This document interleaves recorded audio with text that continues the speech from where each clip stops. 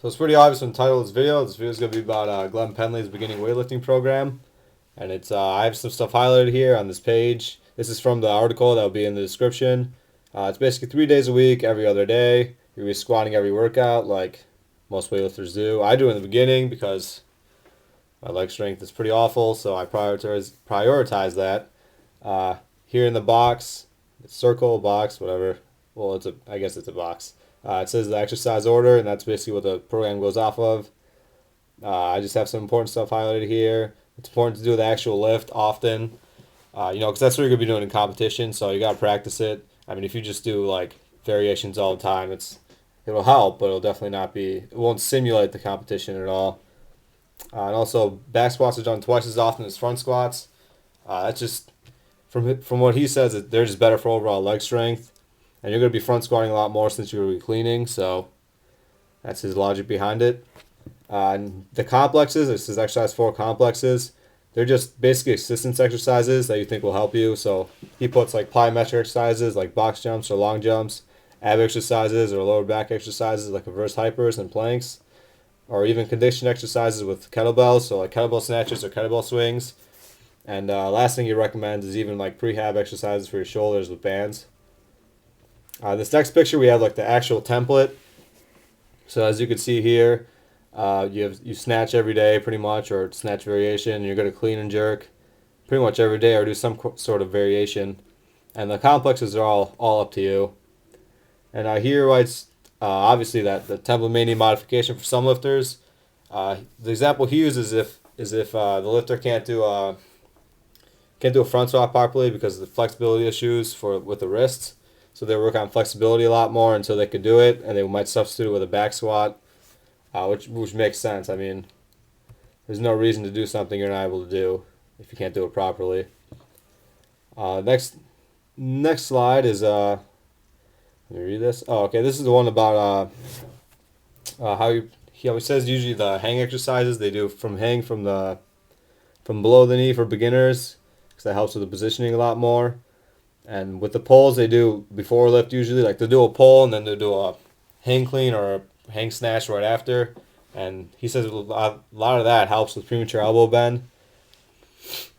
And the next thing we have highlighted is jerk variations. They usually start with behind the neck jerks. And I found they help a lot. I've done them quite a bit. You can do a lot more weight than regular rack jerks in the front, which is a lot of fun because you get to move heavy shit around. Now at the end, basically, if the athlete has trouble getting the bar behind his neck or head, or lock out a jerk, or display shoulder flexibility problems, do the military press, and emphasize pushing the bar behind the head or lockout. And if not, just bench press. So I'm doing bench press right now because I don't really have trouble getting my head through, and I really need help with the lockout a lot, so I need to strengthen my shoulders and my joints in general. Here we have step 3, and this part of the article, he just talks about basically rep ranges and how most you're going to be using 1 to 3 reps per set for the clean and snatch and variations. And here writes, choosing your rep range to maximize strength gain is not as important as choosing to maximize technical proficiency. Wow. Struggling talking here. Okay. Well, that basically just means put technique first before strength. The weight's not going to move up if you can't even do it properly, so might as well prioritize that. And it writes to make your first rep your best rep, because the first rep is the only one you do in competition. You don't have a second. Well, you do have 3 attempts, but, I mean, if you fail the first one, you're going for a double. It really doesn't matter. Next thing I've highlighted is always attempt to work as heavy as possible, but no heavier than the weight that you have consistently good form using, which just makes sense. I mean, if you're not going to, if you're going to have shit form all the time, you might as well not even lift it. That's just a recipe for injury. And it's easy to get carried away adding weight and ruin the position or tempo of your lifts. It's also easy to be too cautious and not try hard enough to add weight to the bar. He's basically there, he's just saying you have to balance out pushing yourself, but not to the point where like you're you're sacrificing your technique just to lift more weight. And you don't want to be too cautious, you don't want to be lifting too little so that you're not preparing your body to lift heavy weights. So he wants you to find that kind of middle ground. And he says out of every 10 lifts, 7 or 8 should be good lifts.